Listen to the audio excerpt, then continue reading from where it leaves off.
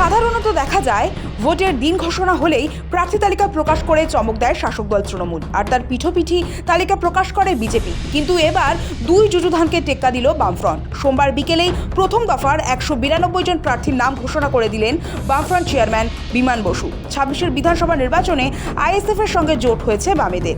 শরিকের সঙ্গে এবার আসন সমঝোতা নিয়ে সিপিএম নেতাদের বৈঠক ফলপ্রসূ হয়েছে, সেই কথা নিজেই প্রার্থী তালিকা প্রকাশের সময় জানান বামফ্রন্ট চেয়ারম্যান বিমান বসু। আমাদের এবারকার নির্বাচনে বামফ্রন্ট তার শরিক দলের যেমন প্রার্থী থাকবে, ঠিক সেরকম প্রার্থী থাকবে বামফ্রন্ট সহযোগী হিসাবে সিপিআইএম এর লিবারেশন, এবং আগের বার যেমন ছিল আমাদের সহযোগী হিসাবে আইএসএফ, ইন্ডিয়ান সেকুলার ফ্রন্ট। প্রথম দফার এই তালিকায় 28 জন মহিলা প্রার্থীকে ঠাঁই দিয়েছে বামেরা। প্রথম দফায় 192 জনের নামের তালিকায় প্রথমেই নজর কাড়ে যাদবপুর কেন্দ্র। 26 নির্বাচনে যাদবপুরে প্রার্থী হচ্ছেন সিপিএম এর বিকাশ রঞ্জন ভট্টাচার্য। এই কেন্দ্রটি অত্যন্ত গুরুত্বপূর্ণ হওয়ায় বামেরা অভিজ্ঞ এবং পরিচিত মুখকে প্রার্থী করেছে। উত্তরপাড়ায় সিপিএম প্রার্থী মীনাক্ষী মুখোপাধ্যায়। উত্তর দমদম থেকে প্রার্থী হচ্ছেন সিপিএম এর দীপশিতা ধর। যাদবপুর সিপিআইএম বিকাশ রঞ্জন ভট্টাচার্য, উত্তরপাড়া মীনাক্ষী মুখার্জি ফিমেল, দমদম উত্তর সিপিআইএম দীপশিতা ধর, পানিহাটি সিপিআইএম কলতন দাশগুপ্ত, কামারহাটি সিপিআইএম মানস মুখার্জি। উত্তর 24 পরগনার একাধিক কেন্দ্রে প্রার্থী ঘোষণা করা হয়েছে। দমদম কেন্দ্র থেকে প্রার্থী করা হয়েছে ময়ূখ বিশ্বাসকে। রাজারহাট নিউটাউন কেন্দ্রে লড়বেন সপ্তর্ষি দেব। বরানগর থেকে প্রার্থী হয়েছেন সায়নদীপ মিত্র। কামারহাটি কেন্দ্র থেকে লড়বেন মানস মুখোপাধ্যায়।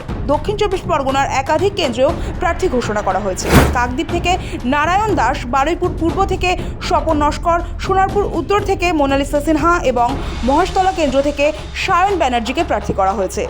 বেহালা পশ্চিম কেন্দ্র থেকে লড়বেন নিহার ভক্ত। হাওড়া এবং হুগলি জেলার কয়েকটি আসনেও প্রার্থীর নাম ঘোষণা করা হয়েছে। উদয়নারায়ণপুর থেকে ষষ্ঠী মাঝি, উত্তরপাড়া থেকে মীনাক্ষী মুখোপাধ্যায় এবং শ্রীরামপুর থেকে নবনীতা চক্রবর্তীকে প্রার্থী করা হয়েছে। সিঙ্গুর কেন্দ্র থেকে দেবাশিস চট্টোপাধ্যায় এবং চন্দননগর থেকে মনীষ পান্ডা লড়বেন। পূর্ব মেদিনীপুর এবং পশ্চিম মেদিনীপুরের একাধিক আসনেও প্রার্থী ঘোষণা করেছে বামফ্রন্ট। পটাশপুর থেকে সৈকত গিরি, কাথি উত্তর থেকে সুতনু মাইতি, কাথি দক্ষিণ থেকে তেহরান হোসেন এবং রামনগর থেকে অশোক কুমার মাইতি প্রার্থী হয়েছেন। দাঁতন থেকে শ্যামলকান্তি দাস পটনায়ককে প্রার্থী করা হয়েছে। ঝাড়গ্রাম জেলা থেকেও একাধিক প্রার্থীর নাম ঘোষণা হয়েছে। ঝাড়গ্রাম কেন্দ্র থেকে অর্জুন মাহাতো, কেশিয়ারি থেকে মলিনা মুর্মু এবং খড়গপুর সদর থেকে মধুসূদন রায়কে প্রার্থী করেছে বামেরা। পাশাপাশি নারায়ণগড় থেকে তাপস সিনহা এবং দেবরা কেন্দ্র থেকে সুমিত অধিকারী লড়বেন। উত্তরবঙ্গে প্রার্থী ঘোষণা করা হয়েছে। মেখলিগঞ্জ কেন্দ্র থেকে কমল রায় এবং হেমতাবাদ থেকে তনুশ্রী দাসকে প্রার্থী করা হয়েছে।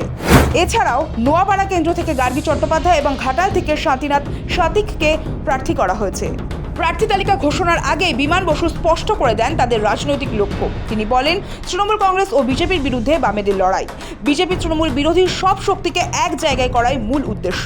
আমাদের এই প্রচারের ধাঁচাটা একটু ভিন্ন প্রকৃতির হবে। জনগণকে আমরা ঐক্যবদ্ধ করতে চাই। এই ঐক্যবদ্ধ করতে চাই কথা বলার মধ্যে অনেকগুলো বিষয় থেকে যাচ্ছে। এখন ভাষার ভিত্তিতে মানুষকে বিভক্ত করার চেষ্টা, ধর্মের ভিত্তিতে মানুষকে বিভক্ত করার চেষ্টা, জাতের ভিত্তিতে মানুষকে বিভক্ত করার চেষ্টা, এবং কে কেমন দেখতে তা নিয়েও কথা হয়। এবং এই ধরনের কথা মানে কেউ বাদ যায় না। এমনকি আমাদের দেশের রাষ্ট্রপতি তাকে দেখতে কেমন, নির্বাচিত প্রতিনিধি মন্ত্রিসভার সদস্য তারাও মন্তব্য করতে কুণ্ঠাবোধ করে না। যে কার্যকলাপ চলে তার প্রতিবাদেও আমরা সোচ্চার হব। বামেদের প্রথম দফায় প্রার্থী তালিকায় দেখা গেল এবার শরিকদের আসন ছাড়ার ক্ষেত্রে কুণ্ঠাবোধ করেনি সিপিএম। অতীতে বহুবার আসন সমঝোতা নিয়ে বামেদের শরিকদের মধ্যে বৈঠকে ক্ষোভ দেখা গিয়েছিল। ক্ষমতায় থাকার সময় সিপিএম বড় শরিক হওয়ায় বেশি আসনে লড়ে, সেই অভিযোগও অতীতে উঠেছিল। তবে এবার সেই অভিযোগ ওঠেনি বলে খবর। বিমান বসুও জানিয়েছেন, আসন সমঝোতা শরিকদের সঙ্গে ভালোই হয়েছে। জানা গিয়েছে, এবার ভোটে লড়ছেন না সিপিএমের তরুণ মুখ শতরূপ ঘোষ। তবে প্রথম দফায় নাম নেই সিপিএম নেতা মোহাম্মদ সেলিমের। তিনি কি তাহলে এবার ভোটে লড়বেন? সেই প্রশ্ন থাকছে। নাম নেই সুজন চক্রবর্তী, সৃজন ভট্টাচার্যেরও। প্রথম দফার তালিকায় সিপিএম এর 2 হেভিওয়েট নেতার নাম প্রকাশ হয়নি। তাহলে কি দ্বিতীয় দফার তালিকায় তাদের নাম থাকবে? সেই বিষয়ে পরিষ্কার কোনো বার্তা এদিন দেয়নি আলিমুদ্দিন। আইএসএফ এর সঙ্গে জোট হয়েছে বামেদের। এবারে নির্বাচনে নওশাদ সিদ্দিকীর দলকে আসন ছাড়া হবে, সেই কথা আগেই স্থির হয়ে গিয়েছিল। কত আসন ছাড়া হবে সেই কথা এখনো জানানো হয়নি বলে খবর। সৌভিক সানালের রিপোর্ট, সময় কলকাতা।